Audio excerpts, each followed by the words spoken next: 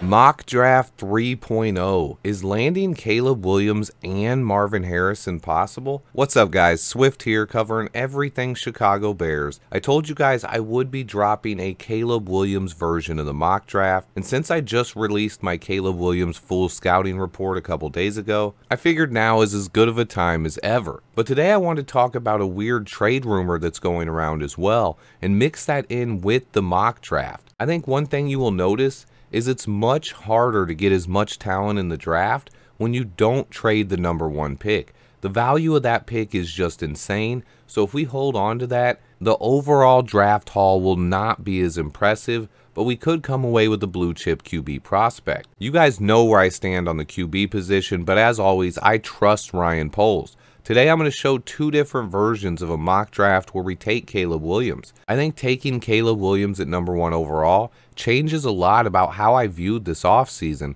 so I want to show two different paths. The first one would be my dream, if we ended up taking Caleb Williams, but somehow managed to trade up and still land Marvin Harrison Jr. What I did in this mock was package Justin Fields and the #9 pick and got the #3 pick from the Patriots.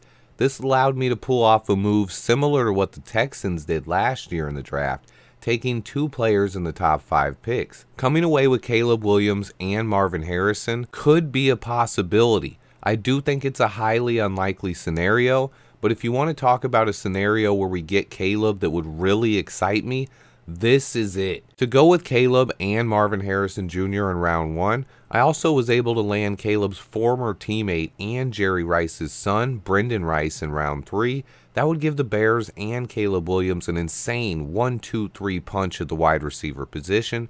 I then was able to add Cedric Van Pran at center, an edge rusher and safety that I like with Xavier Thomas, and Malik Mustafa. The overall haul isn't quite as impressive as my other mocks, but this is probably my favorite possible scenario where we take Caleb at #1. But I also wanted to show another scenario here where we could take Caleb at #1. What I did here is traded down with the Broncos from 9 to 12, adding a 3rd round pick and taking Jared Verse. And then Justin Fields was traded to the Pittsburgh Steelers, another rumor that's flying around out there. I was able to get pick #20, where I landed Jackson Powers Johnson. I'll tell you guys one thing. We better get someone back like Jackson Powers Johnson or Marvin Harrison Jr. if Poles does actually trade Justin Fields. With this mock, I ended up with 3 first-round picks, but I wasn't able to add a receiver. Don't worry though, because after adding Javon Bullard at safety, I would go ahead and take 3 receivers in a row, really showcasing the depth at the position, adding Malachi Corley, Javon Baker, and Malik Washington.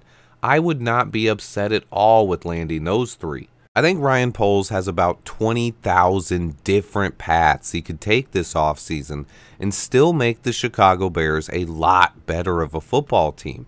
That is one of the biggest points I'm trying to make.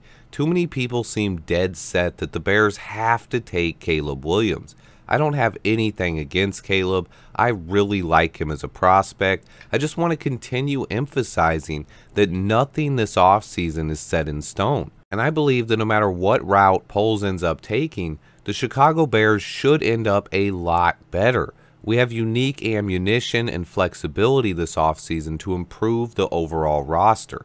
But the ball is in Ryan Poles' court to really hit a home run and knock it out of the park this offseason. But I do believe there are still various different ways he can do that. My guy Nick Rohde over at Just Another Year Chicago also made a video this morning discussing the possibility of landing Caleb Williams and Marvin Harrison, also pulling off a similar trade with the Patriots, but in his version he also landed a 2nd rounder in return as well. So I wanted to show a slight variation of the mock where we also land that 2nd rounder. In that version, I'm able to bring in center Zach Frazier, a player I really like, a beautiful addition to the mock. And if Ryan Poles could pull off something like this, I think most fans will be happy.